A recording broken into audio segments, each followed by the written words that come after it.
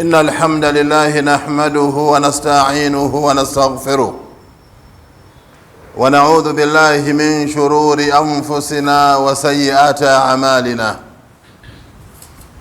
من يهده الله فلا مضل له ومن يضلله فلن تجد له وليا مرشدا.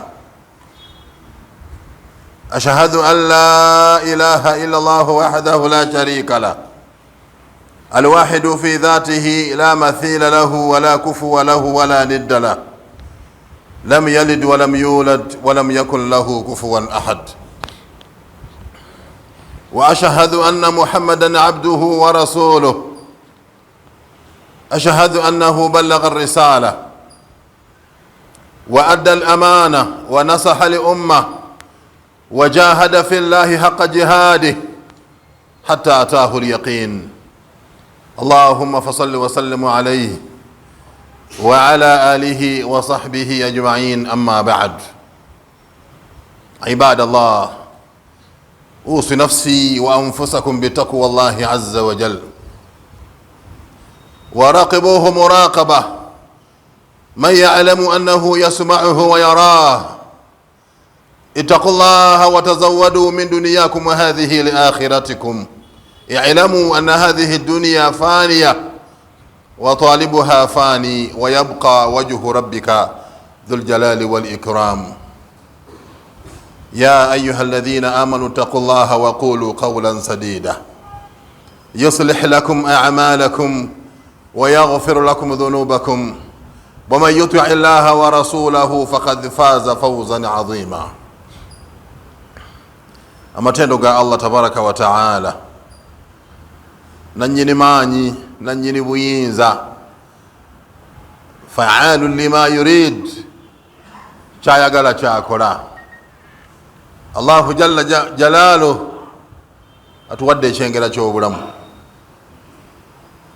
Abantu bangi abanjudde ebyabwe. Allah jalla jalaluhu akyatwagala tusobodde okujja mu masjidi walabbayina nida Allah, netwanukula omulanga gwa Allah watugambira nti ya ayuha alladhina amanu idha nudiya lissalati min yaumi ljumuati fas'au ila dhikirillah. Allah mu kaseera kana atwetaaga tubeere wano bajjama, muli mu kafo akatuufu. Akyali mu dduuka nga tannavaayo, ali mu kafo akakyamu. لأن البيع في مثل هذا الوقت لا يجوز. ممتاكا قوب السلام وكتون دا الساوين بعد الآذان لا يجوز. أشاري مدوكا شاتون دا شفو في الحرام وكجا كومبوزينغا أبدا مشارة، لأن الجمعة لا تجب عليها. كبانغا الجمعة تمكاكتكو. الله جل جلاله يتقوم من السنة منذ بداية هذه السنة، يتقوم حتى الآن mpaka mkaseera kano. Era tukuŋŋaana olwaleero fi jumaatina al-akhira fi hadha al-aam, tuli mu juma yaffe esembayo mu mwaka guno. Nahnu ala diraya, tukimanyi bulungi nnyo tuli mu mwezi gwa mukaaga, Jumada Thani. Naye afkaru nas, obwongo bw'abantu bwakimanyiira nti tuli mu mwezi ogusembayo, tuli mu jjuma esembayo. Ekyo kyennyini kyengenda okubeera nga mbagamba nti tuli mu jjuma esembayo. La jumaatan akhar fi hadha al-aam, tegenda kubaayo jjuma ndala mu mwaka guno. Ejjuma ziweddeyo, eyaleero yesembayo. Singa tubeera nga tumaliriza omwaka era nga tugenda okwaniriza omwaka omulala, labudda min khabarin jadid, walina okubaawo eggulire eppya, niwankubadde nga libeera kadde gye tusobola okubatuusaamu mu mmwe ntukibagamba. Tubagamba nti okubeera nga tuyingira mu jjuma eya leero, qad naqasa umuruna, emyaka gyaffe gikendedde.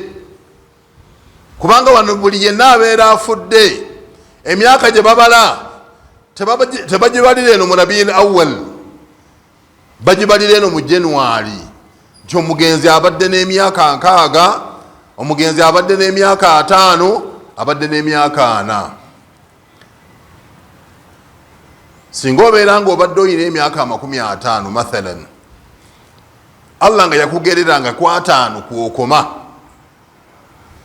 togenda kuyingira mwaka mpya, kubanga olwaleero n'abojjuza 50, olwaleero luno lwennyini malayika erina okubeera nga etandika okulawuna abamazeeyo obuwangaazi bwabwe esobole okubeera nga ebatwala. Idhan buli lwotuusa ku mwaka nga gukomekkereza okimanyanga nti nakaswa umuri, obuwangaazi bwange bukendedde. Walastu adiri ila mata aish, naawe akyali omulamu tandika okwebuuza nti oba nze naawangaala mpaka ddi? Idhan khairukum ma'ashara al-ikhwa man twala umruhu wa kathura amaluhu. Basiruganda asinga obulungi muffe yoyo Allah gwawe emyaka n'amuwa n'emirimu. Taishu tawila, n'owangaala emyaka mingi era nga n'emirimu nagyo okoze mingi. Wa sharruna ma'ashara al-ikhwa man twala umruhu wa qalla amaluhu. Ate asinga obubi muffe yoyo awangaala emyaka nga mingi naye ng'emirimu gyakoze mitono. Basiruganda b'ekitiibwa abampuliriza, nu'iddu rihla, tuteeketeeke safaari etutwala ewa Allah. Nu'iddu rihla, tuteeketeeke safaari etutwala ewa Allah. Tewakyaliyo obudde yadde akatono. Nga bw'oteekateeka safaari ekutwala ewa Allah jalla jalaaluhu, beera nga era tu'iddu al-hisaaba, oteekateeka okubala. Lianna as-sanawaati al-maadiya kulluha tahtaju ila hisaabin, kubanga emyaka egiyise gyonna gigenda kwetaaga ogibale, accountability.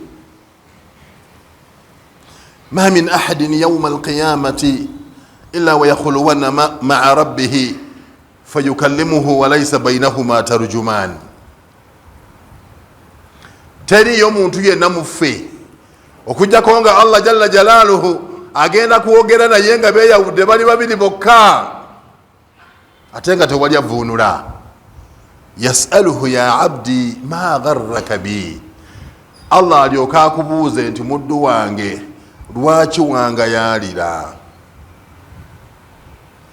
Ya ayuha al-insan, owange gwe omuntu, ma gharraka bi rabbika al-karim, kiki ekikugayaza ku Allah wo ow'ekitiibwa, alladhi khalaqaka fasawwaka fa'adalak, eyakutonda n'akutereeza n'akwenkanyankanya, fi ayi suratin ma sha'a rakkabak, mu kifaananyi kiyayagala n'akikwambika n'akikussaamu osobole okubeera nga oterera ku duniya. Lwaki Katonda wo omuvaamu?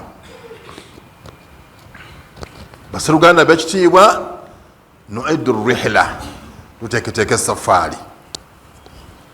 Nabbi sallallahu alayhi wa sallam kyeva atugamba, el-kayyisu man daana nafsahu wa amila lima ba'da al-maut. Omuntu yenna ayitibwa omugezi, alina obwongo obukola, yeyeebanja yekka. Bw'amala okwebanja n'akola ebinaamugasa nga edduniya eno agivuddeko, oyo abeera mugezi nnyo. Wal-ajizu man atba'a nafsahu hawa wa tamanna ala Allahi al-amani.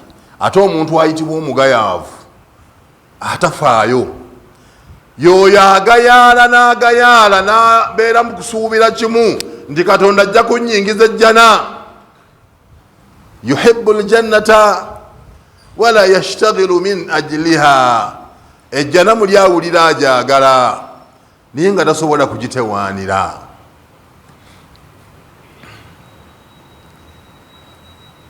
Basiruganda b'ekitiibwa abampuliriza, nu'iddu rihla, tuteeketeeke safaari tewakyaliyo kadde, akadde akaaliyo twakonoona. Emyaka gye twamala nga tunnaweza 15-20 twayonoona, tuyina kubeera nga tutereeza.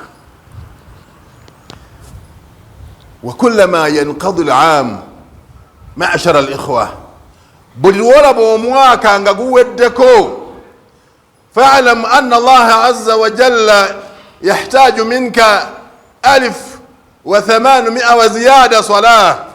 الله يتاك صلاة 1825 الله زي يتاك 223 الله زايقلا tukusuubira nti 222 ezo Allah wazimulaga. Tukusuubira nti 221 21 Allah wazimulaga. Tukusuubira nti 22 Allah wazimulaga. Bw'obanga tonnaba,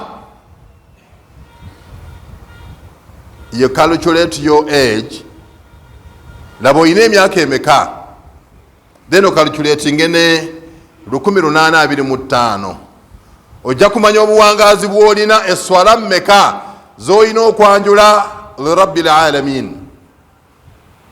Kubanga hunalika yawmun naqumu fihi amama Allah, waliwo olunaku lwe tugenda okuyimira mu maaso ga Allah. Yawma yaqumu nnaasu lirabbil alamin, olunaku lwe tugenda okuyimira mu maaso ga Allah weeruli. Tolowooza nti mujarradu qiyam nti ogenda kujja buzi oyimirire obeerenga omusirikale goba abali ku roll. Bannange ensonga si bwegenda okubeera. Taati amama Allahi azza wa jal, ogenda kujja mu maaso ga Allah tabaraka wa taala. Fahunalika hisabun wa mizan, accountability. Omwaka gumu weetaaga eswala 1825, naye mu 1825 eswala ezo muomaze okusaala tewaliwo swala gy'omaze kusaala n'ogenda obba, era gye wamala okusaala n'ogenda obba ekyaliwo. Tewaliwo swala gy'omaze kusaala n'ogenda oyenda, era gye wamala okusaala n'ogenda oyenda ekyaliwo. Era tewaliwo swala gye wali omaze kusaala n'ogenda olyazaamaanya, era gye wamala okusaala n'ogenda olyazaamaanya ekyaliwo. Nu'iddu rihla ma'ashara al-ikhwa, tuteeketeeke safaari, tewakyali kadde. Ajali bweba enejja teranga.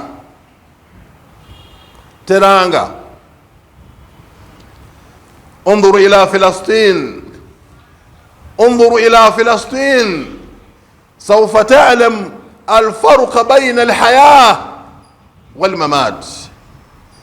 beera ku TV otunuulire Palestine, ojja kusobola okumanya enjawulo wakati w'obulamu n'okufa.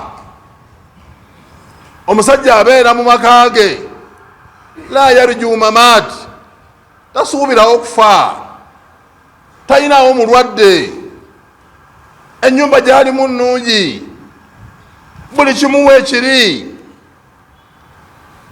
Naye wayati aduwu Allah, omulabe wa Allah omuyudaaya najja n'akasuka bbomu, abantu 10 bonna ababadde mu nnyumba ne baggwaawo. Allahu akbar walillahi alhamd.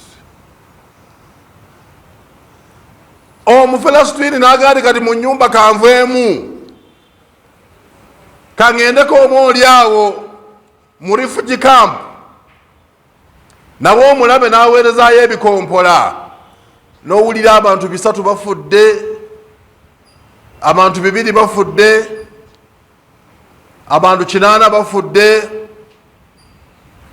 n'olengera emirambo nga bagipanze,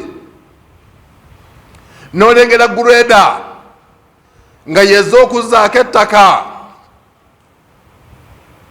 Nu'iddu rihla ma'ashara al-ikhwa, tuteeketeeke safaari. Eky'Abapalestine nakyogera dda. Isirayiri byakola abikola mu budde bwe. Isirayiri byakola abikola mu budde bwe, naye obudde bwe bunaggwako tagenda kusobola kuyimirira yadde eddaakika n'emu. Saba Allah baganda fa Palestine Allah akkiriza shahada yaabwe era abanyweze mu maaso g'abalabe. Ma'ashara al-ikhwa, basiruganda ab'ekitiibwa abampuliriza, ng'omaze okubala esswala 1825, kullu man yamliku nisaba, buli yenna alina bizinesi ng'eweza nisab, Allah akwetaagamu zaka mu mwaka. Wa aqimu salata wa atu zaka, muyimirizeewo esswala era mutoole ne zaka. Guli ogwaggwako leka nsuubire nti watoola, bw'obanga watoola guli ogwaggwako kansuubire nti watoola. Bw'obanga zakatul maali tewatoola, oli ku maali ya Mungu mwozanyira, oli ku maali ya Allah mwozanyira, ne Allah lwanagikwatako ojja kutambulanga emikono gikuta amatama. Allah akubanja mu maali yo singa obeera nga tojjanga mu zaka. Era okutoola zaka kyekigenda okulongoosa obusiraamu bwo. Wa in aqaamu ssalah, bwe banaabanga bayimirizaawo esswala, wa atawu zaka, ne batoola ne zaka, fa ikhwanukum fi ddin, lwe bagenda okufuuka baganda bammwe mu ddiini. Zaka yenyweza oluganda lw'obusiraamu. Zakatul maal, singa obeera nga obadde ogyetegereza n'ogitunuulira, emitendera gyonna 8 gigenda mu bantu so si bintu. Zaka tezimba muzikiti, zaka tesiiga langi, zaka tegula kapeti, wabula innama sadaqatu lilfuqara. Allah asooka baavu, abaavu nga babonaabona, abagagga mwaganira haqi yaabwe. Wal masakin, n'abanaku, abanaku nga babonaabona, abagagga mwaganira haqi yaabwe. Wal amilina alaiha, ne zaka bagikolako nga babonaabona, mwaganira haqi yaabwe. Ab'amabanja nga babonaabona, ne babasiba mu makomera olw'obusente obutini, naye nga gwe omugagga gwalina sente z'omuntu oyo ezaali mugjeeyo mu kkomera. Omwana bamusiba emaluuku nga bamubanja emitwalo 6 gyokka, 6.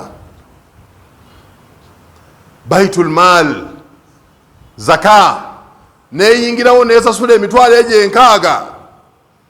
Omwana n'afuluma, niwankubadde nga nzitowa nnyo kiro nnyingi, naye ng'omwana bw'omugamba nsitule yali asobola okunsitula kuba yali awonye ekibambulira. Oli azaamanya abaavu, oli azaamanya abanaku, oli azaamanya abakasiramuka, oli azaamanya abali mu jihad, oli azaamanya abateekwa okufuna ku zakatul maal. Weetereese, teekateeka safaari ekutwala mu ntaana, emaali egenda kusigala. Wallahi alazim, mu maali yo bagenda kujjamu emitwalo 10, bagula akajoola k'essanda aye tekagenda kuggwaawo. Bagenda kujjamu 1,000, bajja kugula kalifuwa. Bagenda kujjamu 5,000, bagenda kugula pamba. Bagenda kujjamu 2,000, bagule sabbuuni. Banaaba bamaze bakutereeze, sabbuuni asigala bagenda mutwala, essanda esigalako bagenda gitwala, buli kimu ekinaaba kisigaddewo bagenda kitwala. Oyingire mu ttaka wekka, naye nga sente ze wakola gwayina okupresentinga its accountability. Kati abaana n'abakyala abagenda okusigala bagenda kugabana emaali, buli omu agenda kweyagala. Atavuganga mmoroka nnungi agenda givuga, atayambalanga lugoye lulungi agenda dwambala, atawasanga muwala mu Nyarwanda agenda mufuna, atakolanga kyonna kyeyali ayagala essimu ey'ebbeeyi agenda gifuna. Naye nga accountability yaazo gwe batadde mu ttaka omutali tiles gwagenda okugikola. Omwaka guggwako, eno ye jjuma esembayo. nuiddu rihla ma'ashara al-ikhwa, tuteketeke safari. Allah tabaraka wa taala akubanja hijja singa obanga togikolanga. Walillahi ala nasi hijjul baiti man istataa ilayhi sabila. Allah akubanja hijja abaffe omwaka guggwako buli lwolengera abagenda e Makka okola omulimu gumu olinga yakwata ttenda kubasaba Zamuzamu, gwe Makka ogenda ddi? Buli mwaka oguggwako ogenda ogunaddirira. Oyina alyoka akugamba nti hijja yeetaaga basajja bakulu. Kati fe abakyali abavubuka tukyali mu masappe, vaibu zikyali wansi, mugira mutuleka. Oyina garanti nti ogenda kuwangaala emyaka emeka? Baseruganda tewali garanti, buli omu alina okubeera nga ateekateeka emirimu gye. N'olwekyo baseruganda b'ekitiibwa abampuliriza, naqulu lakum nuiddu rihla. Beera nga weetegereza omwaka ogugenda okuggwako obadde ogutambuza otya. Singa obeera nga obadde munafu mu swala, fatubu ila Allah wasalli salataka fi lmasjid idha kunta rajula.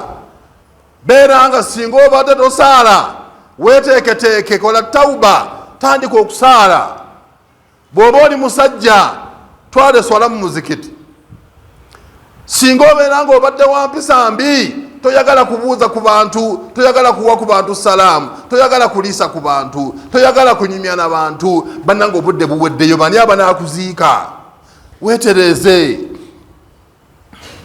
Singa obeera nga omwaka guweddeko toyina mwana yadde yamalako ya saruna, toyina mwana asobola kusomera Kulaani, weeteeketeeke.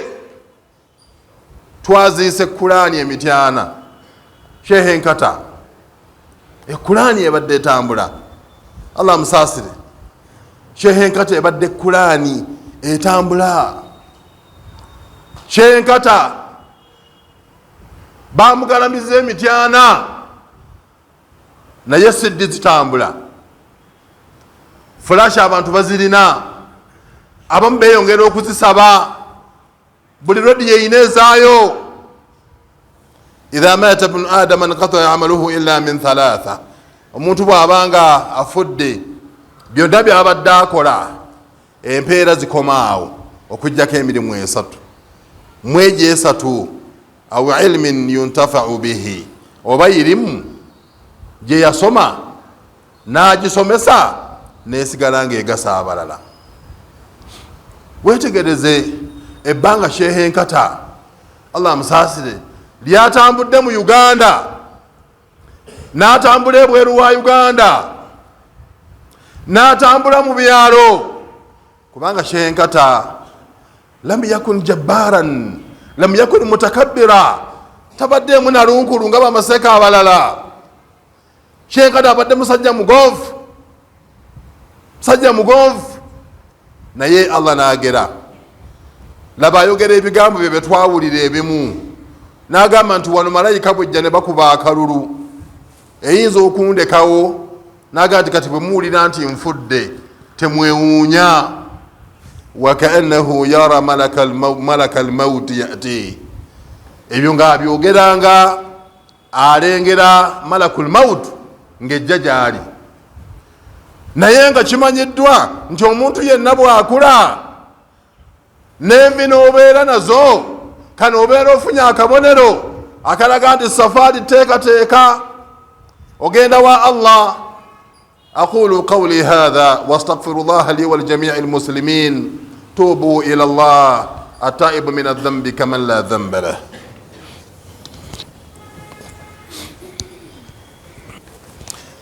الحمد لله حمدا كثيرا طيبا مباركا فيه كما يحب ربنا ويرضاه. صلاة وسلام يليقان إلى خير الأولين والآخرين محمد بن عبد الله وعلى آله وصحبه أجمعين. أما بعد, بسرغانا نزيد من تكوتي مويو غوانغني جموي okutya Allah jalla jalaluhu. Hutuba yange njagala gimalize n'ebintu bisatu. ekisooka hadithi ya nabi Muhammad sallallahu alayhi wa sallam, man bana lillahi masjida bana Allahu lahu baytan fil janna. Nabbi sallallahu alayhi wa sallam atugamba omuntu bw'amuzimbira omuzikiti, bana Allahu lahu baytan fil janna, Allah amuzimbira mansion mu jana. Ozimba muzikiti, wallahu azza wa jalla n'alagira bamalayika be an yabnu laka baytan fil janna aw daran fil janna. Omuddu wange oyo azimbye mumuzimbire ennyumba mu jana, bw'anaaba avudde mu ntaana ye mwagenda okuwangalira. Allahu akbar. Kam minna man yatamanna an yajida darahu amama Allah. Ani mumwe ayina essuubi nti bwe ngenda ewa Allah ngenda kusangayo ennyumba? Ozimba ennyumba ku duniya nemala obukadde bw'essente, bw'omala okufa shariya negiramula ne bagigaba, namwandu n'asigala mu nnyumba nga mwakuumira abaana.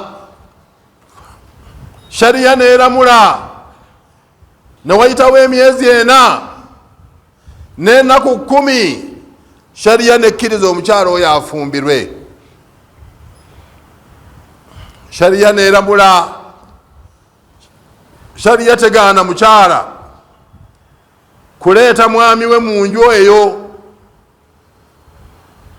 Ogenda okulaba namwandu ng'afunyeeyo omuntu we, imaamu bamukubidde akasimu ajjawoowe. Okuwoowa bwe kunaamala okuggwa, tabuloyo omugole gy'agenda okwesiba, enkutumu wali osula, omugole bagenda gimuwa, naye ayambaleko, yambalako eya munno yiino. Amanya ge baali bakuyita n'onyumirwa bagenda gayita munno ng'ali mu nju ye. Eyo ennyumba wakomaawo okugifunamu. Akaseera ke waleeta mikwano gwo ne muyingira mu nnyumba eyo, ne mulya emmere ne mucakala, omaze okuzimba famire n'ogiyingiza, ne mulomba edduwa, n'onyumirwa, n'oleeta mikwano gyo, n'okuba ebifaananyi, n'obiyisa ku social media, byaggwa. Kati essaawa eno ennyumba eri mu mulala. Baseruganda bwe bulamu bw'ensi obwo. Tuzimbe ennyumba enywevu amaama Allah. Nabi Muhammad sallallahu alayhi wa sallam bajjamayi atwagala n'atulekera ebintu 4 oba 3 nga bw'oba ofudde osigalawo ng'ofuna empeera yaabyo. Mu byo mulimu sadaqatun jariya, saddaaka esigala nga weeri. Omuwala bw'abeera mwegendereza nnyo, bw'aba agenda okuzimba awantu omuzikiti n'asangawo omuzikiti omulala, tayagala gumenya, kubanga yebeera sadaqatun jariya y'omuntu, ayagala esigalewo. Naye abagenda okuzimba nakaloke, tubategeeza nti mugenda kuzimba omuzikiti oguli permanent. Ebbanga lyonomala mu ntaana paka ozuukire, bw'olizuukire olisanga guvuddewo, kubanga Allah kiyama bw'eriba etuuka, ensi eno egenda kweyasaayasa, n'eggulu ligenda kubikkuka, n'ensozi zigenda kubetentuka, tewagenda kusigalawo kizimbe, masjidi eriba evuddewo. Olyoke ogende mu maaso ga Allah ne miliyoni yo gye wawaayo, laba Allah bwakuwaamu omuzikiti. Ogende mu maaso ga laba Allah bwakuwaamu ennyumba mu jjana. Ogende mu maaso ga Allah n'omutwalo gwe wawaayo, laba Mungu bwakuwaamu ennyumba mu jjana. Obeere mu ntaana nga buli asaalira mu muzikiti ogwo ofuna empeera.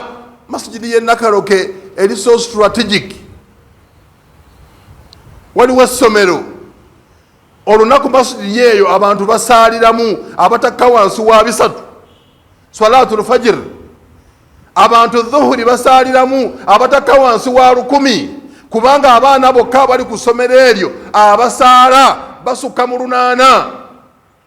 muzikiti guli mu kibuga wakati, buli omu wayagala okusaalira.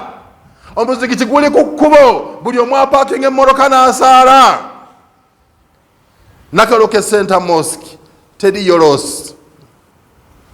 nze lumu nsaasira abawarabu, abavubuka bano babaleeta ne babatwala mu byalo, n'azimba akazikiti mu byalo mu kyalo nga temulina muntu asaaliramu. naye nga bw'omubuuza nti guno gwamazeewo mmeka, nti emikwa gwamazeewo miliyoni 4, naye nga tewali basaaliramu. naye no shuwa ddiiru. n'olwekyo basseruganda njagala mbasabe, siteegi gye tugendako esembayo ffenna tugyenyigiremu. ffenna olunaku lw'enkya tukyenyigiremu ekintu. oba waliyo omutwalo, oba waliyo akasawo ka sementi, oba waliwo kiki, jangu nabni baita Allah, tuzimbe ennyumba ya Allah. man bana lillahi masjida bana Allahu lahu baitan fil janna. omuntu bw'azimbira Allah omuzikiti, Allah amuzimbira ennyumba mu jana. waman nawwara lillahi masjida, omuntu bw'ateeka ekitangaala mu muzikiti, nawwara Allahu qabra, Allah naye ateeka ekitangaala mu ntaana ye. waman zayyana lillahi masjida, omuntu bw'ayoyoota omuzikiti gwa Allah n'agusiiga langi, zayyana Allahu qabra, Allah naye ayoyoota entaana ye. toleka mpeera kugenda. eyo ensonga yange ebadde esooka. ensonga ey'okubiri, Nabbi sallallahu alayhi wasallam yatugamba nti man kana fi hajati akhihi, omuntu bw'abeera mu kyetaago kya muganda we. hadithi eyo ng'etandika, nabbi asooka n'atugamba nti al muslim akhul muslim, omusiraamu muganda wa musiraamu munne. ekyo nabbi kyasookerako. bw'amala wano wakati n'atugamba man kana fi hajati akhihi, omuntu bw'abeera mu kyetaago kya muganda we, kana Allahu fi hajatihi, Allah naye abeera mu kike. bw'amala n'ayongerako n'agamba waman naffasa an muslimin kurba, omuntu bw'ayamba muganda we omusiraamu n'amuggyako ekizibu ekibadde kimutuulidde, naffasa Allahu anhu kurba min kurbaati yawma alqiyama, naawe Allah agenda kuggyako obuzibu obugenda okutuulira ku lunaku lw'enkomerero. omusajja ajeewa nabbi sallallahu alayhi wasallam amubuuza, ya rasulallah ayu nnaasi ahabu ila Allah, muntu kyasinga okwagalibwa ewa Allah? nabbi amuddamu nti anfa'uhum linnaasi, Allah gwasinga okwagala yoyo asinga omugaso eri abantu. era omusajja amubuuza wa ayu amalin ahabu ila Allah, era mulimu ki Allah gwasinga okwagala? nabbi n'amuddamu n'amugamba nti sururun yudkhiluhu fi qalbi almuslim, lyessanyu lyoyingiza mu mutima gw'omusiraamu. idha qadaita anhu daina, osobola omusasulira ebbanja, osobola okubeera nga omumalidde ekyetaago, osobola okubeera nga omumazeeko enjala, osobola okubeera nga omujjanjabye, muganda wo n'asiima n'asanyuka, gwe mulimu ogusingayo obulungi mu maaso ga Allah. Abasiraamu tuyambagane. النبي صلى الله عليه وسلم لأن الله أمرنا بذلك حيث قال إن الله وملائكته يصلون على النبي يا أيها الذين آمنوا صلوا عليه وسلموا تسليما. اللهم صل على محمد وعلى آل محمد كما صليت على إبراهيم وعلى آل إبراهيم إنك حميد المجيد، وبارك اللهم على محمد وعلى آل محمد كما باركت على إبراهيم وعلى آل إبراهيم إنك حميد المجيد. وارض اللهم عن أصحاب رسول الله خصوصا منهم أبو بكر وعمر وعثمان وعلي وعن جميع الصحابة رضي الله عنهم. اللهم أعز الإسلام والمسلمين وأذل الشرك والمشركين وأذل الكفر والكافرين. اللهم انصر إخواننا في فلسطين يا رب العالمين. اللهم عليك باليهود الظالمين الذين يقتلون أبناء المسلمين. اللهم أحصهم عددا واقتلهم بددا ولا تغادر منهم أحدا يا رب العالمين. اللهم قضي حوائجنا، اللهم استر عوراتنا، اللهم ارزقنا رزقا حلالا طيبا. اللهم إن كان رزقنا في السماء فأنزله، وإن كان في الأرض فأخرجه، وإن كان بعيدا فقربه، وإن كان قريبا فيسره، ثم بارك لنا فيما رزقتنا يا رب العالمين. اللهم يا ميسر كل عسير، اللهم يسر لنا ولا تعسر، اللهم يسر لنا ولا تعسر. اللهم اشفنا واشف مرضانا ومرضى المسلمين، اللهم اشفنا واشف مرضانا ومرضى المسلمين. اللهم ارحمنا وارحم موتانا وموتى المسلمين. اللهم ارحمنا جميعا، اللهم احفظنا جميعا. اللهم كن لنا ولا تكن علينا يا رب العالمين. اللهم اصلح ولاة المسلمين، اللهم اصلح ولاة المسلمين، واهدنا واهدهم إلى صراط مستقيم. ربنا آتنا في الدنيا حسنة وفي الآخرة حسنة وقنا عذاب النار. وصلى الله على خير خلقه محمد وعلى آله وصحبه أجمعين، والحمد لله رب العالمين. قوموا لصلاتكم يرحمكم الله.